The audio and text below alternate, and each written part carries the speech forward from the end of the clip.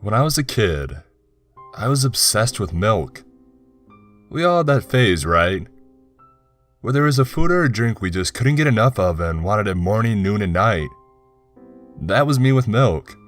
I could drink it by the gallon. My parents didn't mind.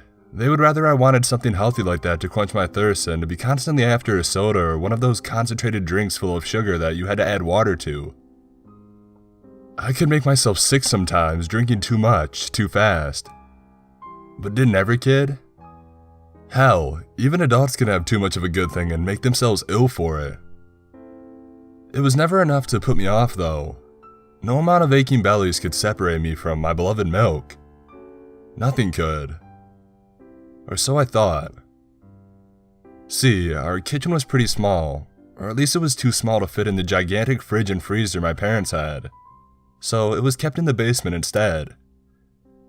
One summer when I was around 16, my parents decided I was old enough to stay at home alone while they took off on a second honeymoon or something. I didn't mind. At that age, I would rather have stayed home with my friends and been the third wheel to my parents as they tried to rekindle the romance. Besides, if I needed anyone, my grandparents lived right across the street. Yeah, my family was the kind who didn't stray far from their roots. It was uneventful as you might expect.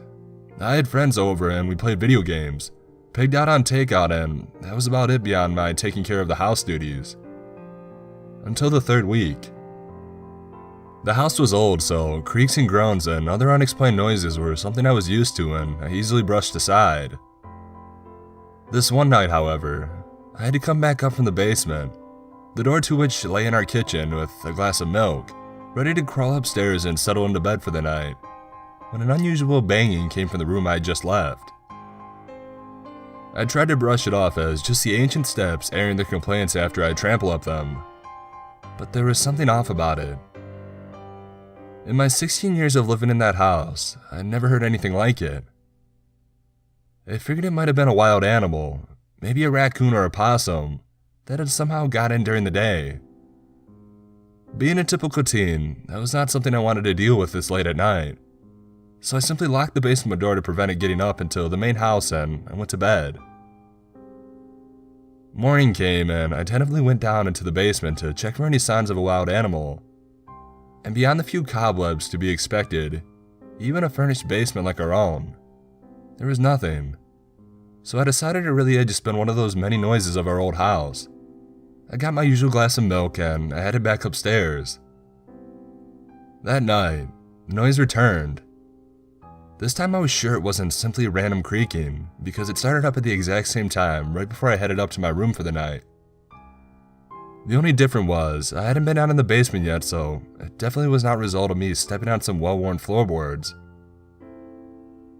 Being the not particularly brave teen I was, I bolted out of the house and across to my grandparents. Fortunately, they were still awake and my grandfather was a bull of a man not to be messed with. He marched over with his shotgun to investigate, only to come back a half an hour later claiming that he couldn't find anything or anyone. He reasoned, like me, that it was maybe a raccoon and was hiding in a nook or a cranny somewhere down there, and had locked the place up to stop it getting out so much as I had done the previous night. I stayed at my grandparents' from that point on, going back into the house during the day to take care of any chores and play on my Nintendo for a couple of hours. I didn't go back down into the basement, opting to eat and drink at my grandparents' home too. About a week before my parents got back, there was a summer storm that caused a power outage. It lasted a couple of days, but gave me all more the reason to spend the remaining time my parents were away at my grandparents'. When I returned one morning to open up the curtains, I noticed a foul smell spreading throughout the house. Knowing the power had been out, I assumed the heavy, pungent odor was coming from the food in the fridge and freezer that had begun to go bad. The thought of dealing with it was unpleasant, but it wasn't something I wanted my parents to come home to. I didn't want to deal with the cleanup and my grandparents would be out of town for the night visiting my great uncle, and I didn't much fancy having to clear out rotting food alone. So I did what any bone-idle teenager would do and I left it. Spraying some air freshener and dealt with it for the day, choosing to eat dry cereal and drink water rather than going down to the basement and being overwhelmed by the stench seeping out of it. That night was particularly hot, even for summer, so I ended up turning the AC on. The cool air spreading throughout the house was a relief as I went to sleep, but it was soon a delusion I was regretting.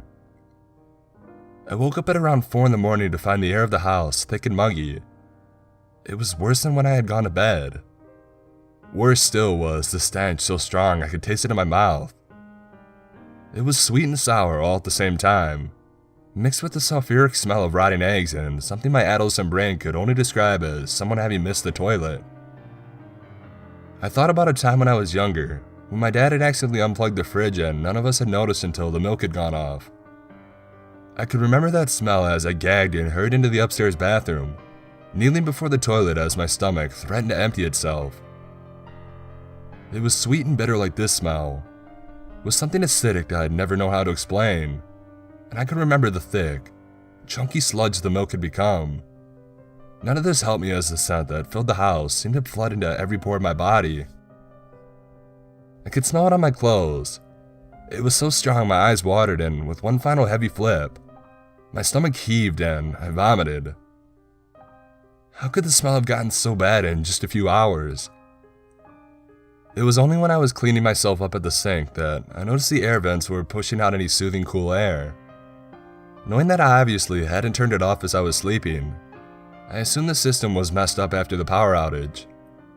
I couldn't stay in that house with the heat and that smell, and so, dressed in only my underwear, I hurried over to my grandparents and once again, I spent the night there. When they arrived in the morning, I explained the situation to them. Neither were pleased I hadn't taken care of the rotting food the day before, but I agreed to help before it could get any worse. Worse would be an understatement for the odor that smacked us in the face.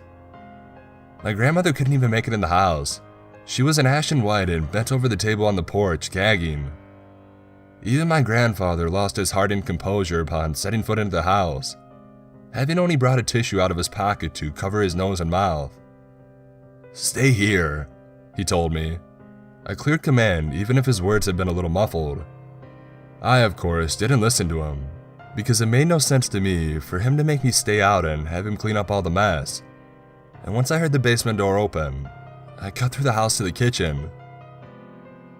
I can only describe walking into that kitchen as having your face millimeters from an oven door when it's opened and a wave of heat knocks you off your feet. It was that, but only the smell. I could hear my grandfather retching and coughing as he descended the stairs, and I myself was soon doing the same as I made my way to the basement door, with tears forming in my eyes. Now, my grandfather was a hard man, but I had never heard him swear until that moment, and it was as if he was making up for the lifetime of never saying a bad word with a string of curses leaving him. This urged me to go through the heated murk of stench that made traversing the stairs a grinding task. I wish I had listened to my grandfather when he told me to stay with my grandma. He tried to urge me back up before I saw anything, but it was much too late for that. The noises I had heard from the basement weren't from the house settling, nor were they from an animal. They were from a human. A human now rotting in the summer heat and half hanging out of an air vent. Now I knew why they had stopped working, and how that smell had permeated the whole house so quickly. It almost explained why neither me or my grandfather had found anything upon investigating the basement. They'd been in the vents. The fact a person had somehow gotten into my home was chilling enough, and to see them as the first dead body in my life was worse. Death is a part of nature, but a disgusting part when the usual human ways of dealing with aren't in practice. A body rots quickly in the heat, and their corpse was hanging in such a way I'm sure that if it had been left another day or two, it would have snapped in half.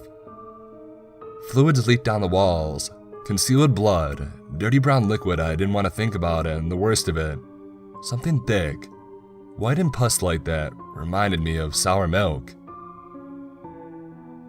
The smell of death clings to everything, and even after the body was removed, all furniture from down there tossed out and the basement professionally fumigated, it still lingered. I threw out the clothes I'd been wearing that day.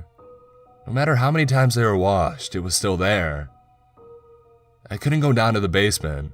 It still hit me like a truck each time I so much passed the door. Even my parents, who were fortunate enough to still be gone during the worst of it, couldn't deal with it. They moved to the street over, and from what my grandparents had told us, whenever someone new moves in, they always complain about the smell. We never did figure out how they got in. The police believe there must have been some open window I missed one day, and I'm inclined to agree.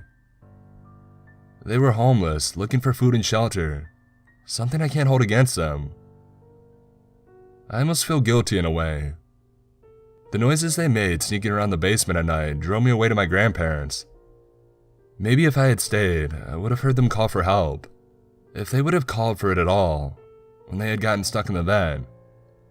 Maybe they'd still be alive. I don't know.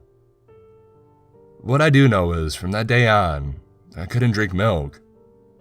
The smell of even fresh milk would bring the reek of death back to me, like it had just been trapped in, waiting somewhere at the back of my nose. The sight of it reminded me of those fluids seeping down our basement walls. When I was a kid, I loved milk. Now I hate it.